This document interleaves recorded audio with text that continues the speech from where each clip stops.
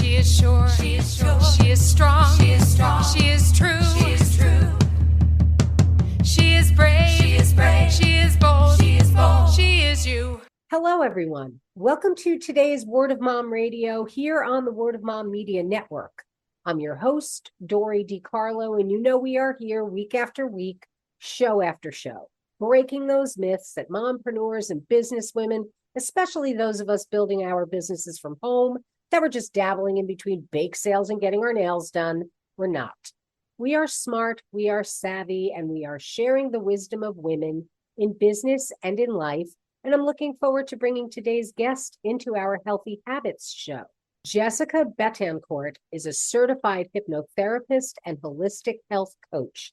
She specializes in supporting people in seeing their habitual approach to substance abuse as an outdated habit that no longer serves their evolving sense of self and how to create powerful identity shifts so that their use of vice feels no longer necessary. Evidentially, what many clients report after applying her methods is a greater sense of mental and emotional freedom, greater physical ease, and a stronger sense of spiritual connection. Jessica's modalities include hypnosis, neuro-linguistic programming, somatic release, shamanic journeying meditation, and optional microdosing. She's also the host of the Radical Healing podcast and is currently working on a book about addiction transformation. And I can continue to go on, but instead I'd much rather bring her in. So Jessica, welcome to Word of Mom Radio. Thank you. Mom is the word. There you go. So I would love for you to take us on your journey that has led you to what you are doing as a holistic health coach. Mm-hmm. Well, the journey, let me tell the concise version for today because moms are busy. I'm a mom of 4. And when I had my second daughter, I was still drinking wine every night when I'd put my baby to bed, not when I was breastfeeding per se, but after I put my baby to bed, I would go outside and hand roll a cigarette and just to look at the stars and be alone. And I had really this long-term habit of drinking by myself outside at night and smoking a hand rolled cigarette. Sometimes I would smoke some weed as a way to unwind and as a way to have my own time. And it had its place for a while, but then what I could see was that it had bled into all these other areas. I was using these things for stress relief. I was doing them earlier, or if my kids were taking a nap, or I'd put on a show and go out on the roof and smoke a cigarette or have a glass of wine. And so it was easing more into the daytime. And then when COVID came, all of that kind of compounded and snowballed. And I just felt so anxious and I was just nervous, sweating all the time. I realized that I was having not panic attacks per se, but I was afraid of driving at certain times. I would get heart palpitations, and I finally just was clear. I had this moment of clarity. I was like, I am doing this to myself. I'm doing this to myself by toxifying my system repeatedly. And even though I was really, I consider myself healthy. At that time, I was doing yoga all the time and had a healthy diet and all of those things. But my habits had crept in to really override any of the positives that I was doing. And I couldn't deny it. It was this is it. This is the thing. You need to look at this thing. I was no, but I love the thing. I don't want to look at the thing. And I just started referring to it as I'm going to take my sweat off because now I'm sweating from my tea. I refer to it now as that I had used those things as my mommy's little helper, because then I developed the story would change, right? My rationalization of why I was drinking all the time or why I was smoking, the rationalization story would change. So whereas, when I started these habits when I was in my 20s, it was to socialize and to have fun and to blow off the stress of college life on the weekends. And then the habit stayed the same, but the story would change. So what I noticed that I was doing, I was just rationalizing whatever I wanted to do. And I realized that we can really do that with anything that's not that great for us, right? We can call it our little friend and we can pretend it's our cozy and give it all sorts of cute names. And and meaning. But that's really a form of dishonesty with ourselves, right? There's like two things that are happening. And I noticed these two things were happening, that I was aware that this was not good for me at this capacity, at this momentum, repetitiously, night after night. And this other part that was like still really attached to it. And I was like, I kind of feel like I'm two different people. And I did not like that feeling at all. It made me feel really conflicted. It made me feel like I had just like a dual set of values that were at odds with each other. And so simultaneously, I was training as a holistic health coach, and I would work with women to overcome stress and anxiety. But I noticed that I would skirt around asking women about their smoking and drinking habits, or their nighttime activities. And we would just like talk about, what do you do in the daytime? What's your diet like? What's your exercise like? Okay, let's make sure these things are in check. Are you getting enough sleep? Like checking boxes, but really avoiding this kind of shadow aspect. That's really the important part of looking at oneself, is to embrace and acknowledge what's going on in the shadows. And so when I realized that I was doing that, I realized also that I didn't have enough tools to take people there, nor was I going there myself. And that's when I began my training as a hypnotherapist, which allowed me to see it in a different way. So in a non-judgmental way, not judging or blaming myself for immediately saying, okay, well, now I have to take this away because it makes me a bad mom, or I'm not feeling healthy, but really understanding the mechanics behind habitry. I just made that word up.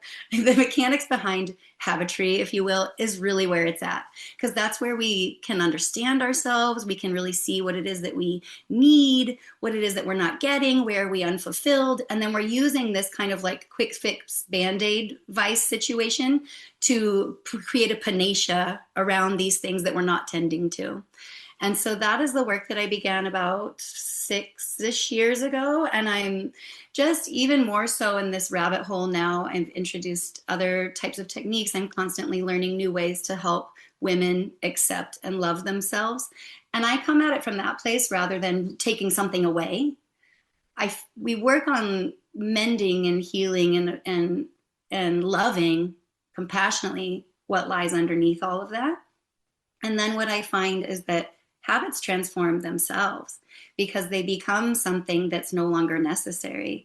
And there's this like flexibility that opens up for people to be able to choose, and it feels natural to choose something else. It feels more natural to go take the dog for a walk instead of opening a beer and sitting on the couch at 5:30. And so it's like this really cool dynamic. So I work with people and mostly with their subconscious in hypnosis, but then I take them through, I work with hypnosis and coaching, because hypnosis helps you heal the past and coaching acknowledges the present and takes you forward. So it's a really nice companion toolkit that I offer and that my content is made of. That was more the long version, but that's what I do, and that's where I've been and where I'm headed. So how for you have you learned to relax and unwind without wine? Yes. So it's not a one and done, right? It's like, it's changing the mentality. It's changing the stories that we have around the things that we do, and considering ourselves sort of like a different person, right? If you consider yourself someone who doesn't need those things, then you choose differently. So now what I do is I've really learned to let things pass, because I used to be really triggered by the stress of having 4 kids in the house and running my business and being married, and the dogs peed on the floor and they got to make dinner, and like all these things happening at the same time. What I do is I've really learned to slow down so my nervous system doesn't feel out of whack. I slow everything down, and I physically become present instead of ruminating about all the things that need to happen. And at that point, when you can really stay with yourself in the present tense, you can allow emotions to move through without feeling like they're taking you somewhere. So part of what I've taught myself to do and what I teach my clients to do is to befriend your feelings, to befriend your emotional states, so that they're not something to fix or adjust or run away from, but instead it can become like an interesting part of life that there's messaging in your emotions, right? There's signaling something. So instead of turning them off, I help people become interested in what they're saying. And so it's really like a moment to tune in. Now, when I'm upset, I can't even think about having a drink or like eating anything because I want it to come up and out. And it's hard for me to even imagine tapping that and pushing it back down, which was the old modality of what I'd done for a long time, what many people do. Yeah. It's interesting that you say that, because my whole life, from the time I started having something to drink or smoking a joint or whatever, I never did it when I was upset. If I was sad, if I was anxious, I never, ever, oh, I need a glass of wine to unwind. I made sure that when I did things, it was just because I was out with friends and I was always wondering, Dori, I never enjoyed being drunk. I never liked that feeling, but I loved hanging out with my friends. I mean, and they'd be drinking and popping black beauties and stuff. And I'd have my tea and my club soda and I'd be out 4 a.m. at the after hours clubs having a great time. And they knew they had somebody who would drive. But there are those social circles. How do you work with your friends who are used to you drinking and things like that? And now you're going out with them and you're not. So how do you do that and not feel that you're alienating yourself, or you're alienating them and making them feel like, oh, well, I guess maybe I drink too much because I have two and you're not having any?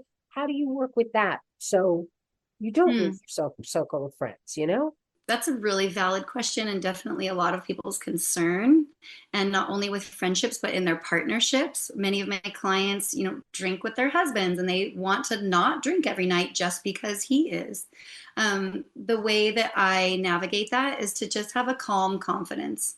I don't broadcast that I'm not drinking if I'm out with people. I'm not really, if people ask, I'm very honest about it, but I don't advertise that that's what I'm doing necessarily. I'll have a drink and I have like a calm confidence about what I'm doing, because I've made the choice going into social situations, in this example in particular, that I'm not going to drink tonight. I'm going to enjoy the people I'm talking to. I'm going to absorb myself in the environment. I'm going to notice what I can notice. I like to play the sensory game of like, what can you feel? What can you smell? What can you see? Like, how can you use your body as a way to engage that's like exciting and fun? Because alcohol is a depressant, right? It mutes the proximal senses. So when you play the game of like, actually, what's enhanced by me not drinking right now? And it's kind of a game I play with myself. I'm already interested. I'm interested in the world, and I'm interested in being in environments. I don't make a big deal about it. To make a short answer, I make no bones about it. I don't inform people that this is like a righteous way to behave or anything like that. And so it just becomes more for me. And when it's more about just for me and my personal desires and how I feel aligned, it's a non-issue. If I were coming into a situation feeling like I needed to convince people of my choice or defend it in some way, then that would feel so weird. That would feel like the energy would be so different. Mm-hmm. So that's not the practice that I have. The practice that I coach people in is to maintain a calm confidence about their own choice. Well, speaking of calm, how do you deal with this? Is how I calm my anxiety. I'm so anxious, but so having that glass or two of wine, it just is how I get myself to relax again. How do you work with them with that, Jessica? No, that's where hypnosis meets the road. What you're saying is an example of a rationalizing story. And so rationalizing stories, they sound like that. They can sound like anything that the person wants them to, but the person doesn't typically recognize them as a rationalizing story. They hold them as truth. Like, this is just true. But what we do in hypnosis is we relax the death grip of this is true and this is the only way it can be into other possibility. And we look at this as like, this is a narrative that makes sense because of how you've lived. This is a story that has come from a certain place in time, and it totally makes sense. Is this the story that you want to live with forever? And almost always when someone is in this kind of therapy or coaching, the answer is no, because why else would they be there? No, it's not. So then we work on, okay, well, where did this story come from? What is the origin of this story? And I help clients see it with regression, which is like kind of like a time travel back through one's life and their subconscious memories. The memory where this originated from will surface, and we look at it differently. I help clients just look at this differently. Like, was this really a fact, or was this something that your mind told you was true at this place and time in order to give you a feeling of belonging or safety or love or security, something like that? Oh, yes. Oh my God. Well, do you still feel this way? Are you still 15? No, right? So we get the mind to just see a little bit bigger, to like zoom out and not have such a strong hold on this story, because it's really just the story. Like, once a person can get back past physical symptoms, which are really pretty minor for the people I work with. I don't work with people who are deep in alcoholism necessarily, because the way that I speak and the way that I talk about, like, I will still go have a beer. It's a little too lax for people who are in like a medical emergency type situation. So someone who has the ability to like let go just a little bit and like ride out those waves of decreasing and minimizing because they're not in physical jeopardy, it works very well, because it's like a loosening as opposed to something just being taken away. And it's the person, the client is doing it themselves. They're choosing it. And when someone feels like they're choosing something, it's a really powerful place for them. They're not being told what to do. They're not told this is right or wrong. There's no judgment being passed on them. It's like, well, I just actively now choose to have a tea at this party, or have a sparkling water or a kombucha or whatever. It's like, whoa. And people surprise themselves. And that's also super fun. Is that kind of, I remember I had hypnosis done for myself as well. And I went into the store and I didn't buy wine, and I went out, and wine was the first thing I always put in my cart. I had it and I was like, that's somatic safety. There's my wine. I get to drink it tonight. And like all this stuff that was around that. And when I went out of the store and didn't buy wine, I was like, do I go back in now and buy it? Like, that was so weird. I just walked right past the wine aisle without even really thinking about it.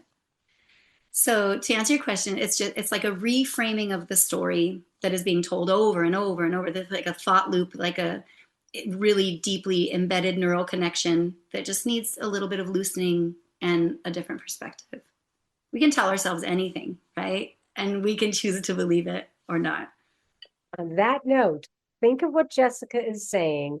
We're going to take a quick break, say thank you to our supporters, and we'll be back here in just a moment on Word of Mom Radio. She is brave, she is bold, she is you, and we want to tell your story. Are you ready to share your journey with us on Word of Mom Radio? Go to wordofmomradio.com and register as a guest. We want to tell your story, because when you win, we all win. In 2017, Unsilenced Voices was formed to help survivors of domestic abuse and gender-based violence worldwide. The organization currently serves Sierra Leone, Rwanda, Ghana, and the USA. In 2022, Unsilenced Voices gifted over $33,000 to survivors in the USA. And in Sierra Leone, there are over 26 young girls who have been rescued from sex trafficking and domestic abuse,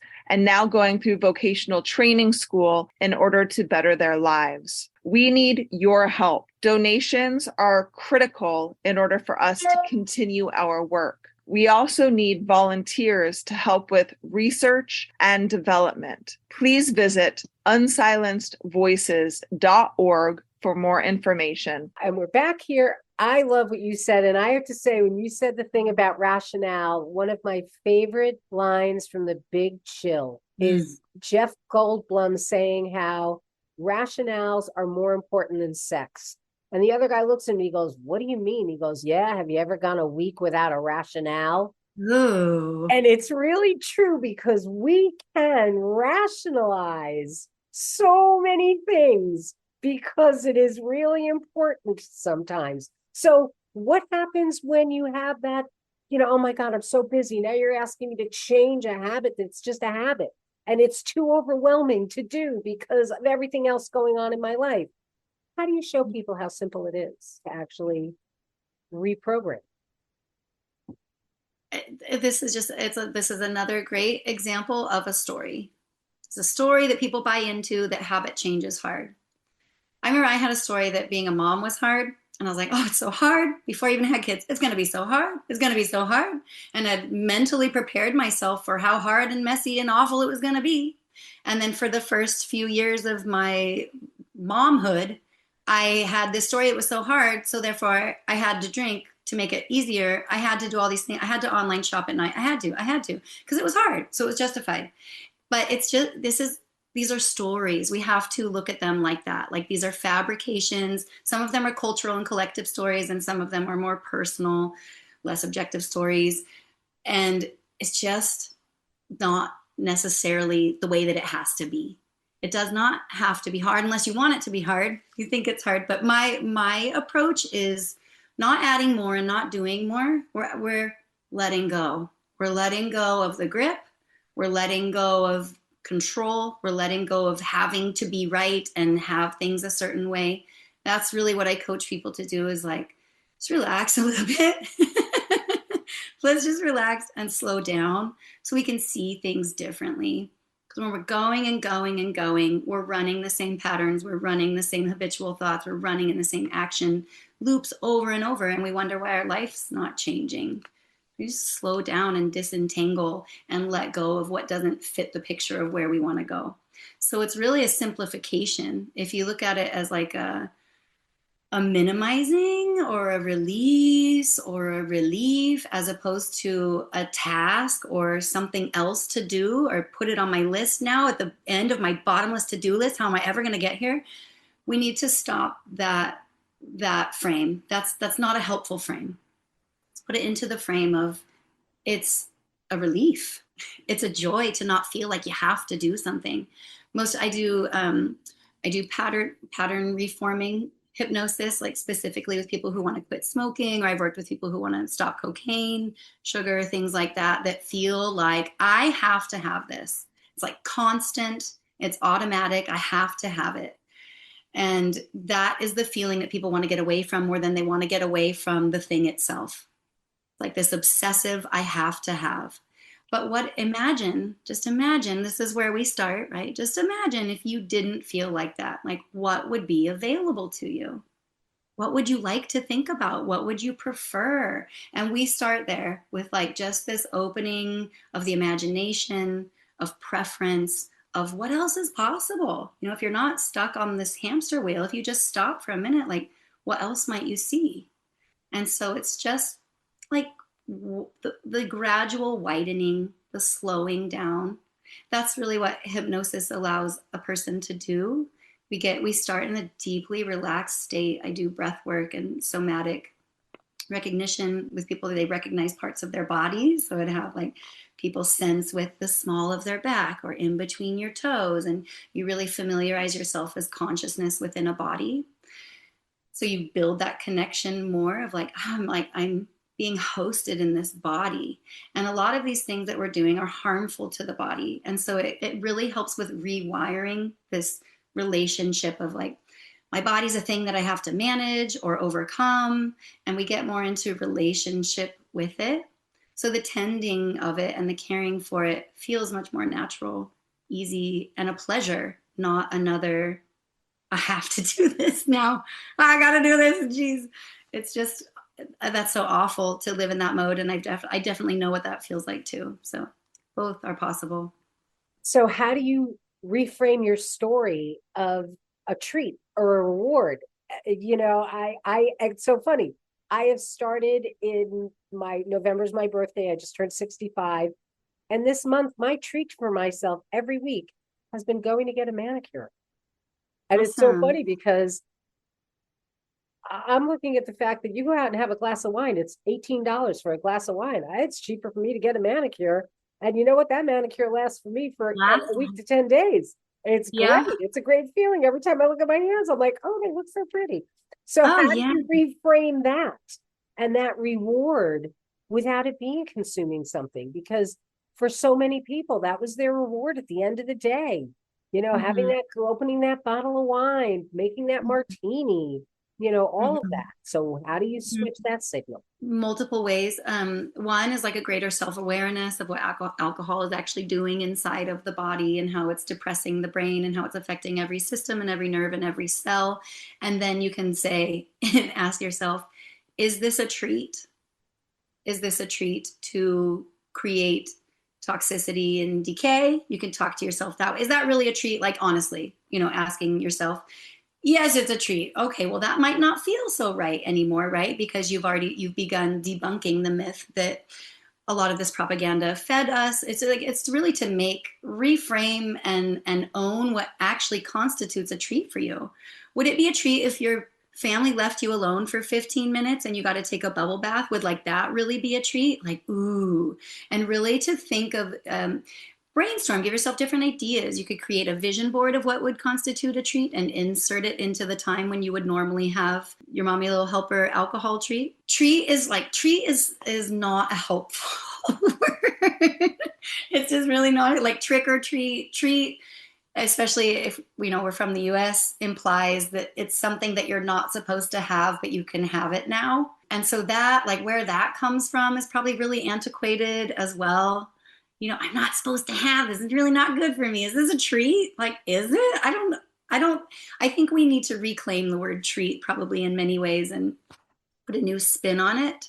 But there's also the piece of what kind of person am I? And how do I self-identify? And if I see myself as this kind of person, then what are my treats, rewards, and are they in alignment with my values? And maybe sometimes it is. Maybe sometimes you want to order a glass of wine in a restaurant and like that's seriously going to be considered a treat. Is it really a treat though to drink an entire bottle of wine, like as I was doing every single day for years? Like, is that a treat? And to really get more meta about it, like look at it from a greater perspective instead of this little tied in knot of like, this is exactly what a treat means for me and nothing else. Like when we can let go of that mentality, we can introduce all sorts of other things that are so deeply fulfilling and feel really good without feeling like we're being strict or mean to ourselves, because we do need breaks. And also there's the question of like, are you giving yourself enough breaks? Like, why do you need so many treats that are like quick fix treats? Where are you inserting in your life proper rest and nourishment? And that might also tone down this like dopamine need for like a quick fix, AKA treat, is to create more longevity habits so your body does feel like it's actually tended to. And your soul and your mind and your emotions are tended to in this broader way that's more habitual. So the treat, like Band-Aid situation, doesn't feel so necessary. What a great way to start wrapping up this conversation. As we're closing out, what do you want to leave our listeners with, Jessica? And how may they reach out to you? Well, I would like to leave people with the belief. If you need a new belief and you don't know where to start, begin with the belief that beliefs are made up and that you can change them to suit you. So just start there. If like sometimes it's too big of a leap from I have to drink wine every day to I go to the gym at the end of the day, that sometimes that's too big and people can't really connect those dots yet. So if you're still in the place of like, but I have to do this thing at this certain time, or I have to have this vice, please allow me to instill in you that change is possible and that you can change your mind and that you can probably find examples of you having done this throughout your life. Leaving partnerships, deciding that you're no longer going to eat a certain way, being able to have long-term weight loss or save yourself from some situation that was toxic. Like think about those times and it's really no different. You can do it. You can do it. You can.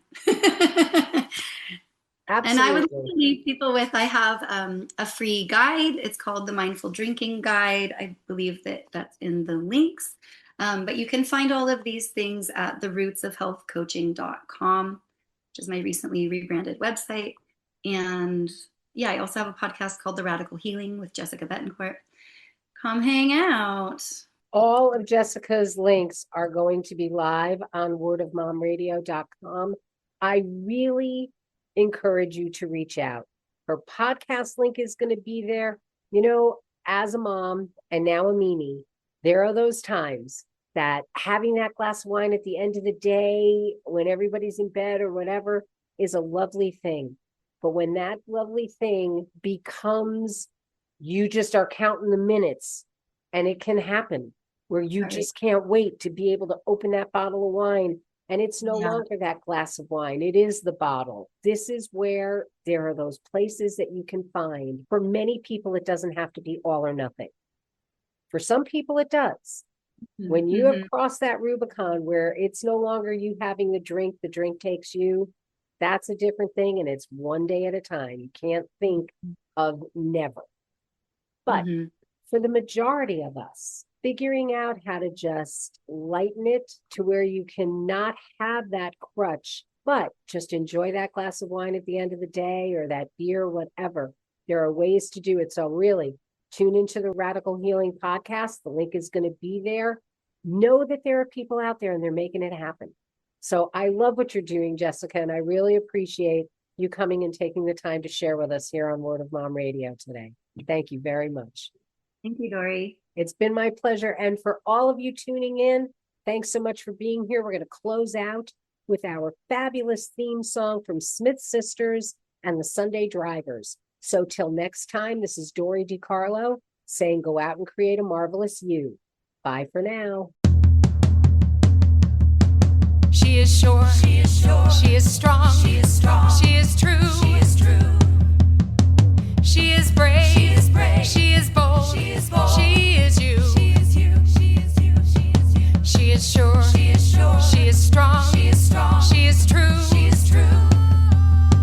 She is brave. She is brave. She is bold. She is bold. She is you. She is you. She is you. She is you. Sure of herself, yeah, she takes care of biz. Powerful and strong, yeah, she knows who she is. Has integrity, woman strong and true. You know her by name, see this woman is you. She is sure. She is sure. She is strong. She is strong. She is true. She is true. She is brave. She is brave. She is bold. She is bold. She is you. She is you. She is you. She is you. She is sure. She is sure. She is strong. She is strong. She is true. She is true. She is brave. She is brave. She is bold. She is bold. She is you. She is you. She is you. She is you. Adds value and hope. Has proved to be brave. See, it's never too late. Never time to behave. Reaching for dreams. Doesn't matter the age. Believes in herself. Unleashed from her cage. She is sure. She is sure. She is strong. She is strong. She is true. She is true.